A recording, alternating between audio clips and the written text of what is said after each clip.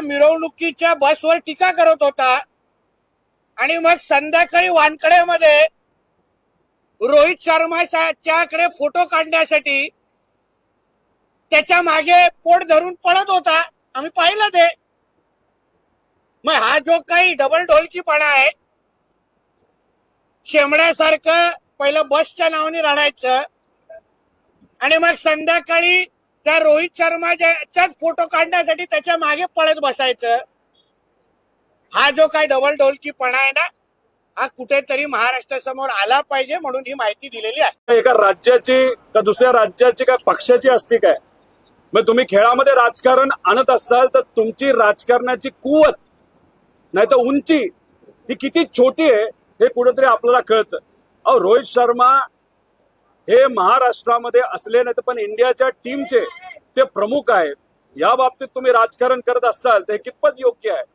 काल मी असं सांगितलं होतं बीसीसीआयशी मी स्वतः बोलेल. बीसीसीआयशी आमची चर्चा झाली.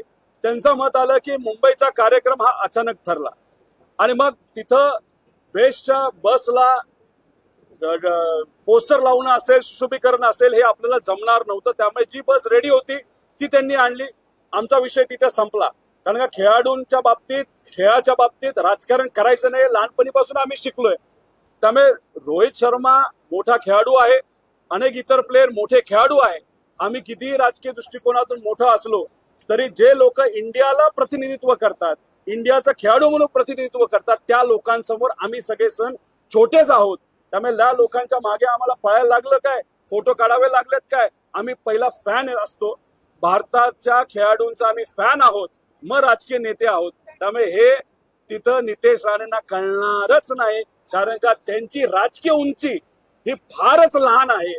आणि दुर्दैव असं, त्यांच्या देवेंद्र फडणवीस साहेब या नेत्यांना खुश करण्यासाठी नितेश राणे नेहमी प्रयत्न करतात.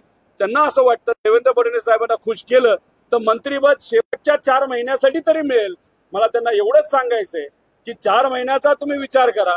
पुढच्या 5 वर्षामध्ये आम्ही आणि सामान्य लोक तुम्हाला कधी मंत्रिपद होण्याची संधी देणार नाही.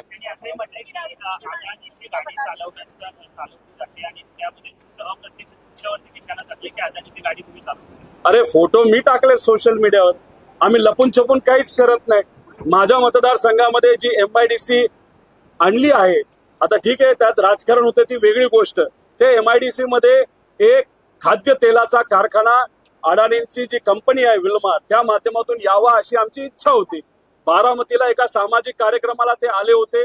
तिथं विमानतळावर उतरल्यानंतर मी गाडी चालवत होतो. त्यांनी स्वतःहून सांगितलं की मी पुढे बसतो. ठीक आहे म्हणलं, मोठा माणूस आहे, बिझनेसमॅन आहे आणि त्यांनी माझ्या MIDC मध्ये मतदारसंघामध्ये इन्व्हेस्टमेंट केली तर 2-1 हजार लोकांना हाताला काम मिळेल त्या हेतूतून मी गाडी चालवली. आणि मी स्वतः जर फोटो टाकले असतील तर आम्ही थोडी घाबरतोय. हे नितेश राणे सारखे असे राजकीय छोटी उंची असणारे लोक आमच्याबद्दल काय बोलतील, आम्ही घाबरत नसतो. जे काय आहे ओपन आहे, इंडस्ट्रियलिस्ट आहे, हाताला काम मिळालं पाहिजे एवढीच आमची इच्छा आहे. त्याच्यात इतर ठिकाणी काय चाललंय, मुंबईत काय चाललंय याचा माझा स्वतः व्यक्तिगत अभ्यास एवढा खास नाही.